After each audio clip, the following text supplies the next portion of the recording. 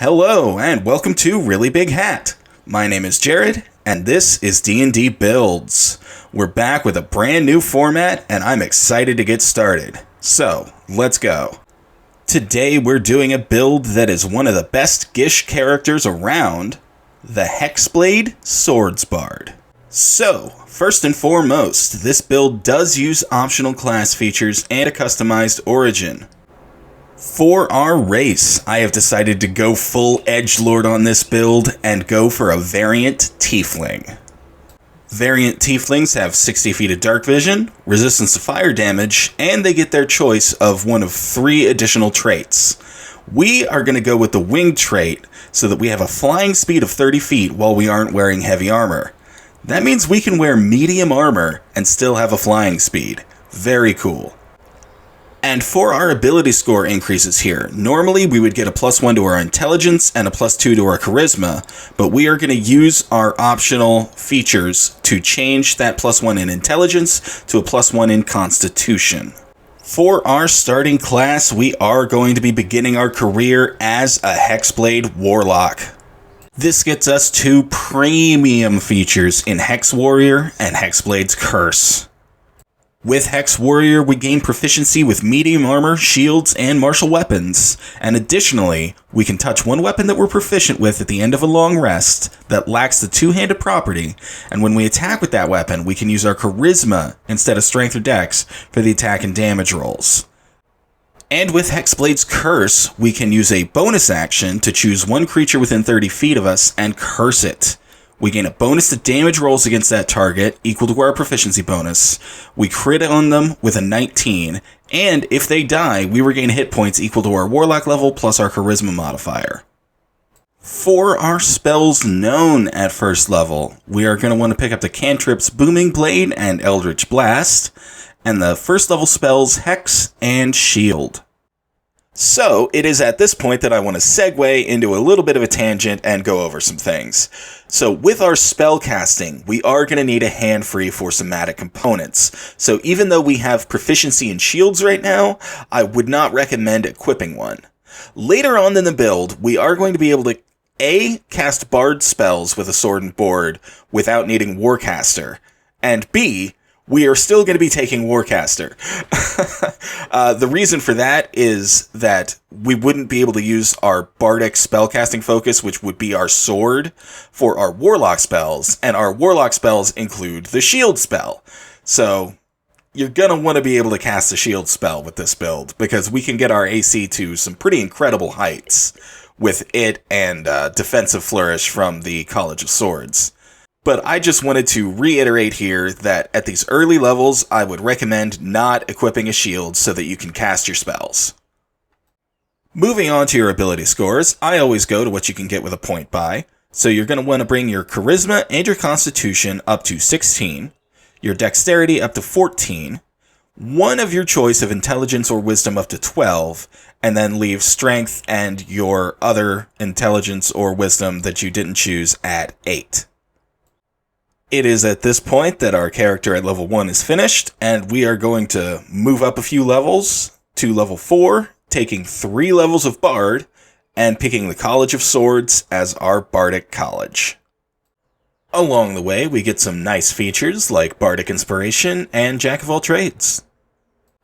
As a College of Swords Bard, we also get the option of a fighting style. We can choose between dueling and 2-weapon fighting, and for this, we're definitely going to go with dueling. Getting to the meat of the Swords Bard's features, we get flourishes, which allow us to use our Bardic Inspiration in new ways to embellish our attacks. We get a defensive flourish, where we deal extra damage and increase our AC by the number rolled on the Bardic die. We get a slashing flourish, where we can hit an additional target for the amount of the Bardic die and also deal extra damage to our original target. And mobile flourish, where we can push our target away and then beat a discreet retreat. As I mentioned earlier, we also get the ability to use our sword as a spellcasting focus for our bard spells. So, at this level right here, at level 4, overall, 3rd level bard, we haven't gotten to Warcaster yet. We will be taking it very next level. But, technically, you could wield a shield here, and cast all of your bardic spells with your hands occupied, because your sword is a spellcasting focus, and you're using that for the somatic components. It wouldn't apply to any of our warlock spells, however, because you can't mix and match spellcasting focuses for different spellcasting classes. But all of that is moot anyway, because at next level, we are going to pick up Warcaster, where we will have advantage on Constitution saving throws to maintain our concentration on a spell when we take damage. We can perform the somatic components of spells even when we have weapons or a shield in one or both hands. And when a hostile creature's movement provokes an opportunity attack from us, we can use our reaction to cast a spell at a creature rather than making an opportunity attack. The spell must have a casting time of 1 action and must only target that creature. By this point, we will also have learned several bardic spells. Take what you want. There's a lot to choose from. Some standout ones for me are Command, Fairy Fire, and especially Mirror Image. Mirror Image is fun because it is a 1-action spell that lasts a minute without requiring concentration, and each time a creature targets you with an attack, they need to roll a d20 to determine whether the attack instead targets one of your duplicates. If you have 3 duplicates up, they have to roll a 6 or higher. With 2, they have to roll an 8 or higher, and with 1, they have to roll an 11 or higher. And if they miss you and hit a duplicate, it is destroyed, but that is an attack that has basically been wasted on their part. And even if they do get through all of your duplicates and try and hit you with the attack, your AC can get ridiculously high at this point.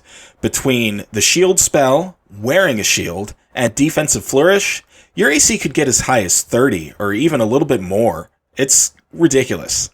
You're definitely up there with the Blade Singer in terms of getting your AC to astronomically high levels. In fact, you may even outclip them by just a little bit.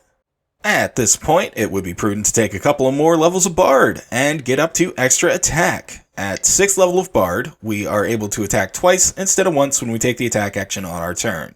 This will take our melee game to the next level. And speaking of next level, at this point we'll have access to our next level of spells, 3rd level, getting us access to gems such as Fear, Hypnotic Pattern, and Slow, all of which are excellent battlefield control spells.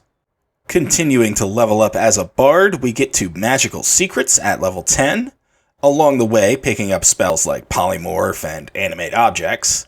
And with our Magical Secrets, I would suggest picking up Counterspell and something like Spiritual Weapon. It adds another way to use your bonus action to deal some damage, and it doesn't require concentration. And from this point on, the character basically autopilots. You continue to level up as a bard, taking whatever spells speak to you when you level up, getting your Bardic Inspiration die to get up to a D8, and then a D10, and then a D12. That increases the strength of your flourishes. And yeah, you just continue on that way. And so here's what our character sheet could look like at level 20. We'd have over 200 HP, 19 armor class if we're using half plate and a shield, neither of which are magical, or they could be even higher than that. And we've got a whole bunch of skill proficiencies from being a bard. That Jack of all trades goes a long way at this level. We have a 30-foot fly speed in our medium armor from being a variant tiefling.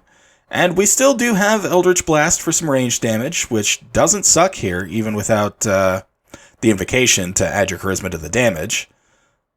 So yeah, we have a real powerful character here. We've got awesome spells from the Bard list, we've got awesome spells from any list with Magical Secrets, and we've got awesome melee potential with our sword flourishes. We've got ridiculous AC if we stack all of our bonuses together. And we've just got a really powerful, really fun Gish character here. So I hope you have fun playing him. Later.